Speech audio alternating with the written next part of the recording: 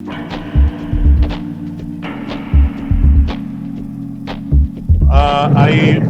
welcome all the panelists to this very special session. Let us start the session of Dr. Ryan Singh with a brief introduction. Now, Dr. Rajendra Singh, friends, is known as the Waterman of India. We are really honored that today he is among us. And on behalf of IIT Gandhinagar, on behalf of the Kiran Patel Center for Sustainable Development, I extend a very hearty welcome to Dr. Rajendra Singh, who has been very kind to accept our invitation and to be here.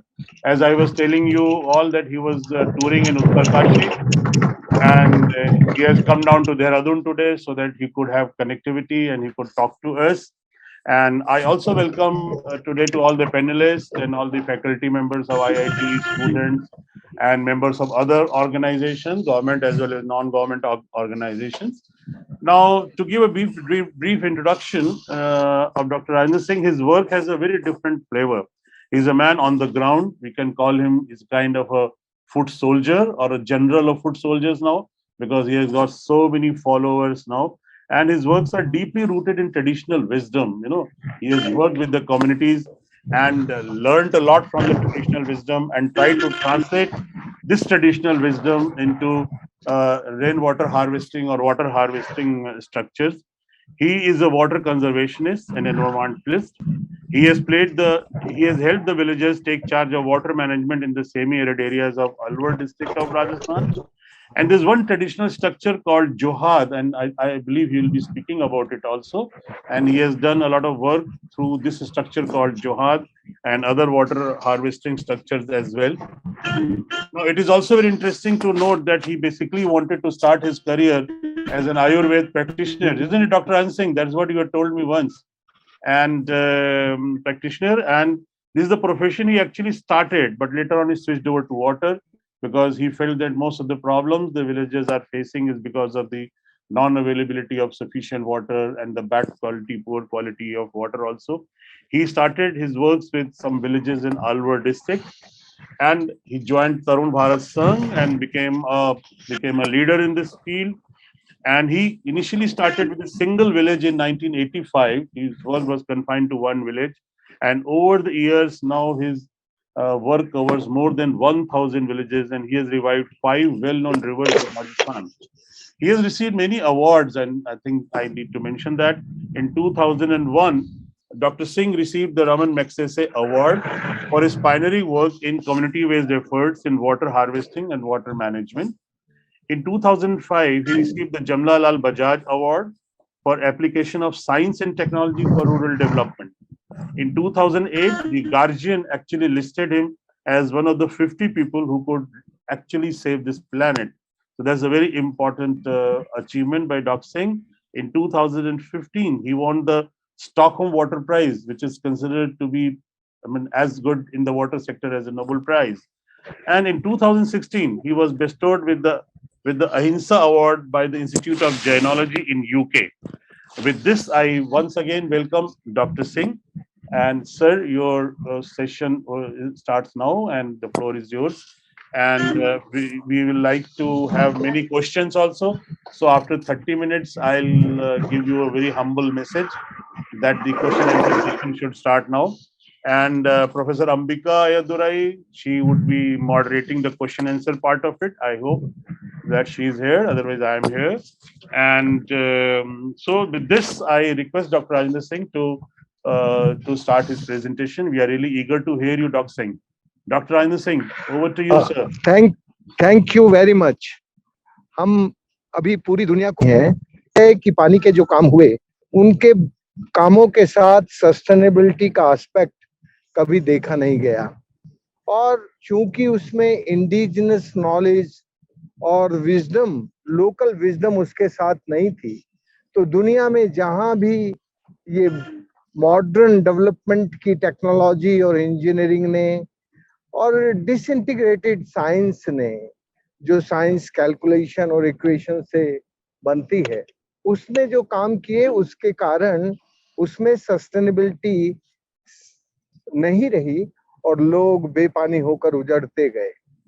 मैंने पिछले 6 वर्षों में दुनिया के 90 देशों की यात्रा करके ये देखने, आंखों से देखने की कोशिश की कि जहां लोग बेपानी होते हैं वो कैसे डिस्प्लेस्ड होते हैं, कैसे डिस्प्लेसमेंट होता है और फिर वो कहाँ जाते हैं। तो उनके डिस्प्लेसमेंट को फॉलो करके ये समझ में आया कि उनका डिस्प्लेसमेंट तो मिसमैनेजमेंट ऑफ वाटर और मिसयूज ऑफ वाटर, और जो भी उन्होंने कंजर्वेशन की टेक्नोलॉजी काम में ली, उसमें रियली कंजर्वेशन नहीं था, उसमें केवल डेवलपमेंट था।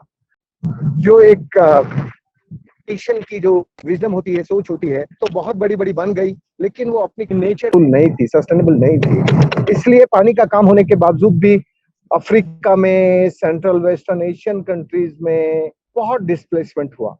दूसरा एक बड़ा कारण ये भी था कि ये देश गुलामी के दौर से गुजरे, और ये जो वेस्टर्न एम्पायर था उसने अपने देशों की प्राइवेट कंपनियों को वहां के water right, surface water right, underground water right, the all type of the water rights lease पर प्राइवेट कंपनियों को दे दिए। तो जो पानी की ओनरशिप थी वो प्राइवेटाइज हो गई और उसके ये देश बेपानी लगे।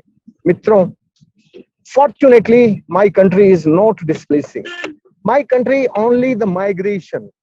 Yes, हमारा जो क्रॉप पैटर्न है वो crop pattern more than 90% water use कर रहा है एग्रीकल्चर में, और जो बाकी पानी है वो इंडस्ट्री उसको यूज करके पॉल्यूट कर देती है। इंडस्ट्रियल पॉल्यूशन बहुत तेजी से बढ़ रहा है।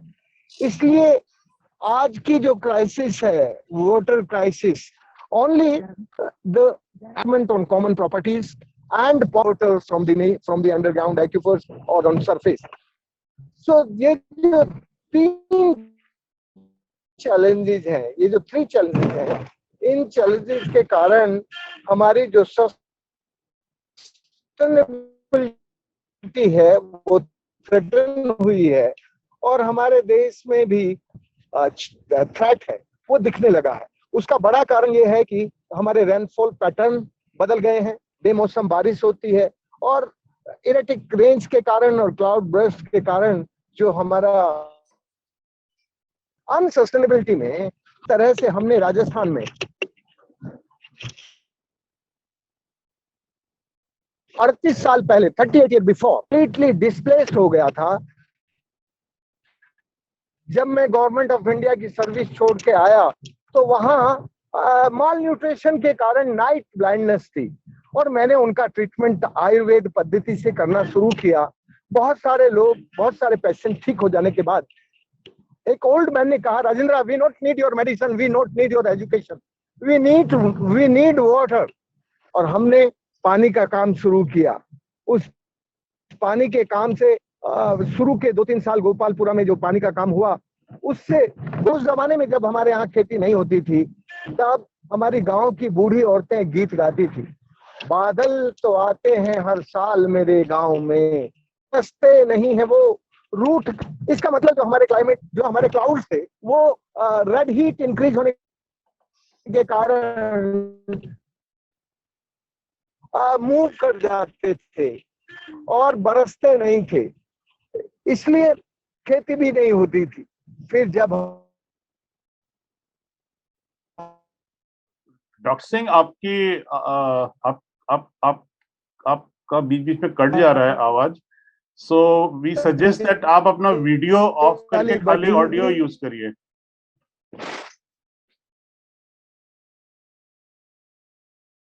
Hello, Dr. Anand Singh, you may switch off your video and only audio you can keep on, and probably that then we will be able to hear you better. हमारा कुओं में पानी आया, हमारे अंडरग्राउंड एक्वीफर रिचार्ज हुए। अभी वहां जब water conserve water bodies create recharge हुए, 2.5 लाख लोगों के रिचार्ज होने के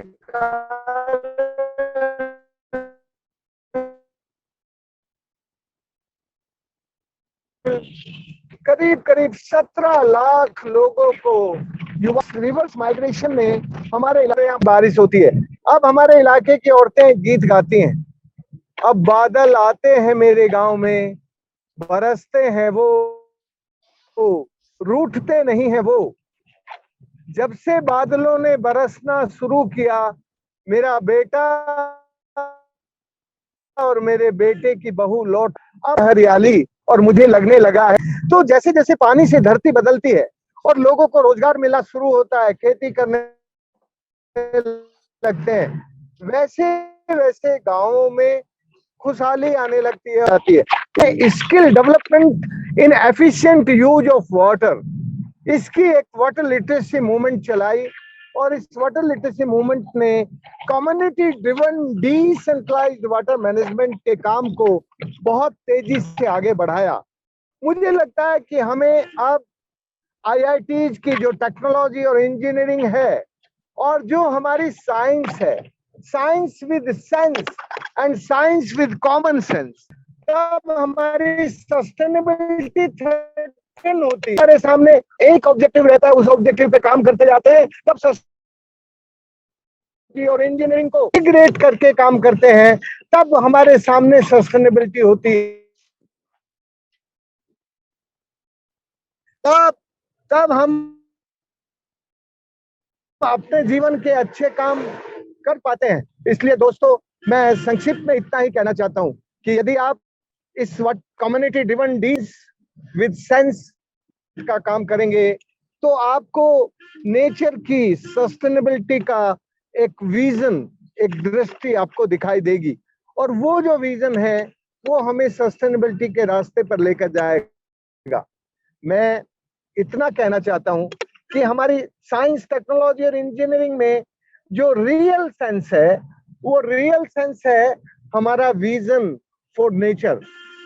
हमारा जो भगवान है वो अर्थ, भूमि, वैसे भूमि, जैसे गगन स्पेस, वैसे वायु एयर, ऐसे अग्नि सन सूरज और नैसे नीर। ये जो हमारे 5 एलिमेंट्स हैं, इन 5 एलिमेंट्स को हमारी मॉडर्न साइंस विद सेंस देखना शुरू करे, हमारी टेक्नोलॉजी और इंजीनियरिंग इनको रेस्पेक्टफुली देखना शुरू करे, तो हम सस्टेनेबिलिटी के रास्ते पर चल सकेंगे। और जब हम सस्टेनेबिलिटी के रास्ते के लोग अपने भगवान को, नदी नारायण होता था और उस जमाने तक भारत की जो किसानी है, जवानी है और पानी है, वो उजड़ता नहीं था, वो डिस्प्लेस्ड नहीं होता था। तब तक वो अपनी जगह पर रहकर अपने अच्छे काम करता था।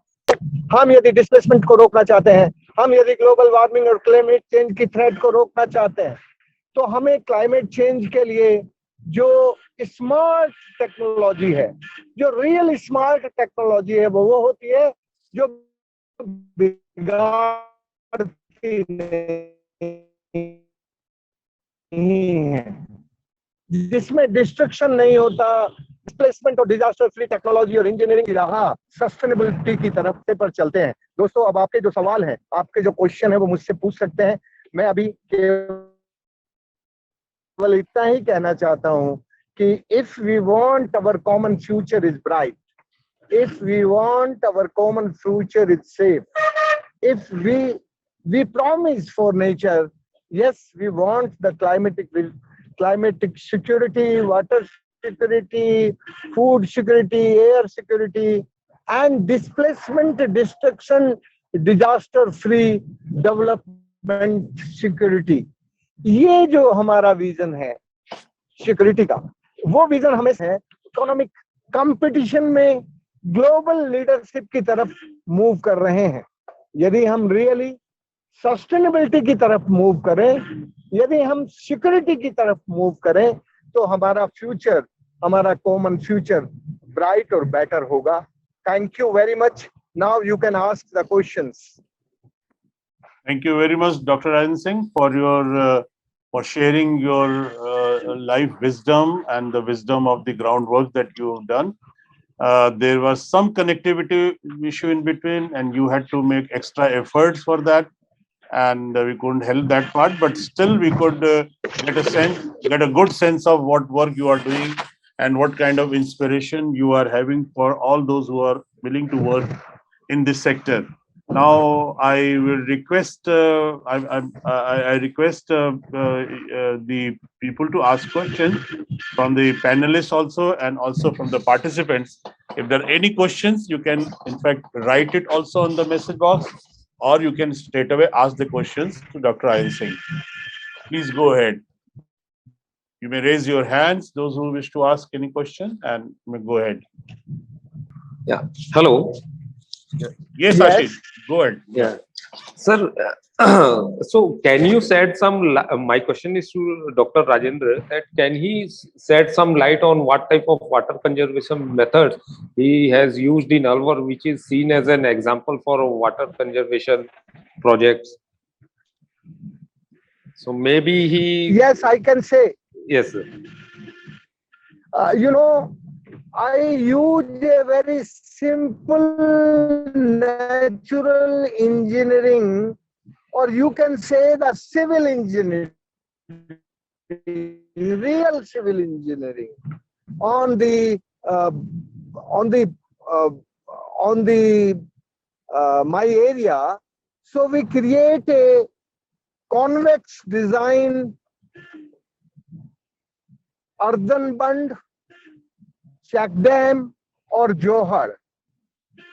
If the gentle slope, so we create a water body like Pal. Pal is a straight water body. And where the natural depression, where the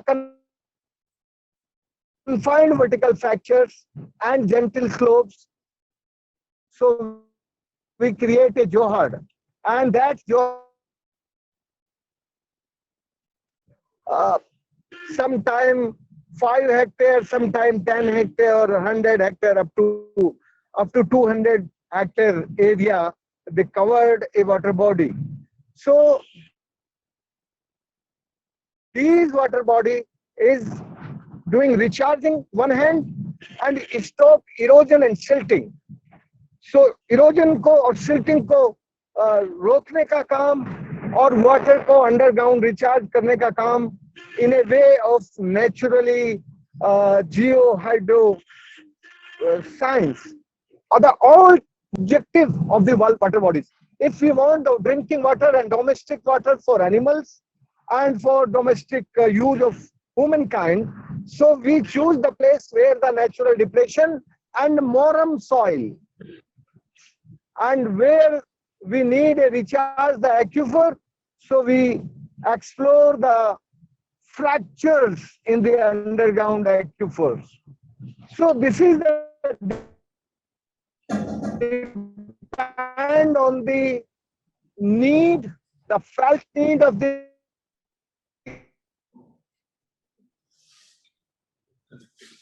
community, and the और उस मिट्टी में पानी सरफेस के ऊपर रोकना है कि सब सरफेस और अंडरग्राउंड को रिचार्ज करना है. ये ऑलवेज डिपेंड करता है हमारी फेल्ट नीड पर. तो हमारे जो साइट सिलेक्शंस है, वो साइट सिलेक्शन बहुत इंपॉर्टेंट होते हैं. कम मटेरियल में हम कैसे ज्यादा पानी रोक सकते हैं, वो हम नेचुरल डिप्रेशन देखकर और करके more than 100 type of the water bodies we create, and the all water bodies depend on agroecological climatic diversity. हम हमेशा agroecological climatic diversity का रेस्पेक्ट करके ही साइट का सिलेक्शन करते हैं. Hello, Dr. Pandey. Yes, Dr. Amrita. Yes. Yeah. So we'll wait for Dr. Rajendra Singh to Reconnect. Yeah. You Yeah, nice to see you. You wanted to ask a question also, and you may moderate the question answers. I can also see 2-3 questions already in the question answer box by Shantanu Jain. 2 questions by Shantanu Jain. Okay, well, let me ask the question. Yeah, Q&A में. Dr. Rajendra Singh? I think he's not there.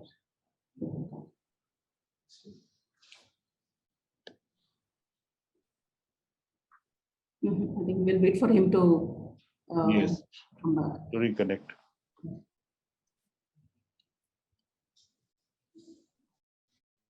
In fact, I wanted to actually met him in Wildlife Institute of India.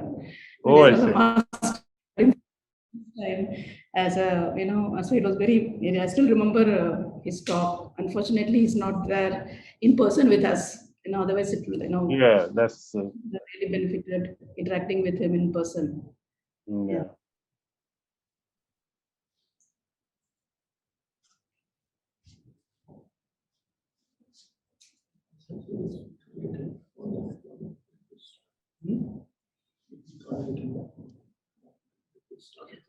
Yeah. So, yeah, Professor Pandey will wait for minutes. Yeah, Dr. Rajendra Singh is Yeah, here. I think he's joined. Hello. Yeah, Dr. Singh, can you hear us? Hello. Yeah, Dr. Yes, Singh. I'm hearing you. Okay, nice. Dr. Singh, Professor Ambika is in IIT Gandhinagar. She wants to ask a question and she will further moderate other questions as well. Professor Ambika, please ask your question. Good afternoon, Rajendra Singh ji. I just wanted to tell you that I met you in Dehradun many years ago, so it's good to hear you talk again. I think instead of me asking a question, there are 2 questions from the participants. The first question is, what methods can we apply on a daily basis to save water in our daily activities?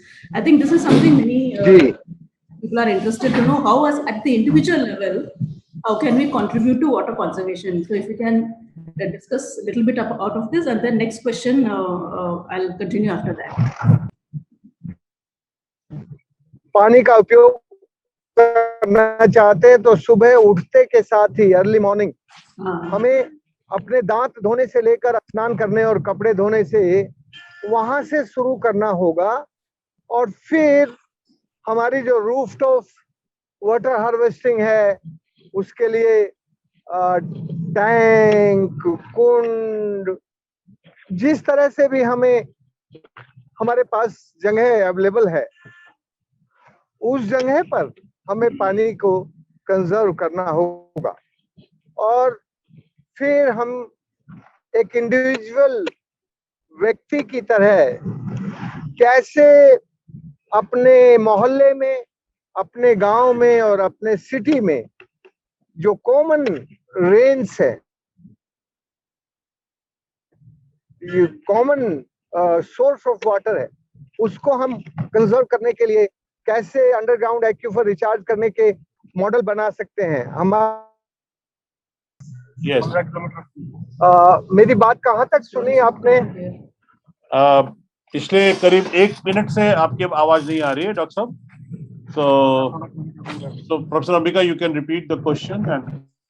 Doctor Rajendra ji, आप बोल रहे थे कि रोजाना कैसे पानी को save कर सकते हैं। Yes yes. राजेंद्र जी, मेरा आवाज आ रहा है आपको? हम लोग क्योंकि आवाज आपका आ नहीं रहा है, हम लोग सोच रहे हैं कि अभी सेशन को रैप अप कर लें। काफी क्वेश्चंस आए हमारे पास और वो आपको जी, तो मैं यही कह रहा था कि इंडिविजुअल लेवल पर हमें अपनी इंडिविजुअल लाइफ में और अपनी कॉमन लाइफ में ये जो हमारा बिहेवियरल चेंज है, हमारा जो व्यवहारिक चेंज जीवन है, उसमें पानी को कंजर्व करने के लिए वाटर हार्वेस्टिंग की टेक्नोलॉजी और इंजीनियरिंग डिसाइड करने से पहले हमारे बिहेवियरल चेंज की जरूरत है, हमारे व्यवहारिक चेंज की जरूरत है।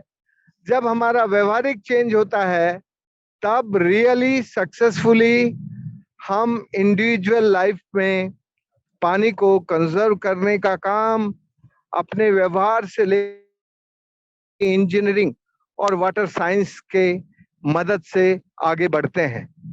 इसलिए यदि हम इंडिविजुअल लेवल पे कंजर्वेशन करना चाहते हैं तो रूफटॉप हार्वेस्टिंग से लेकर अंडरग्राउंड एक्यूफर रिचार्ज के लेवल पर बहुत तरह की डिजाइन हम काम में ले सकते हैं।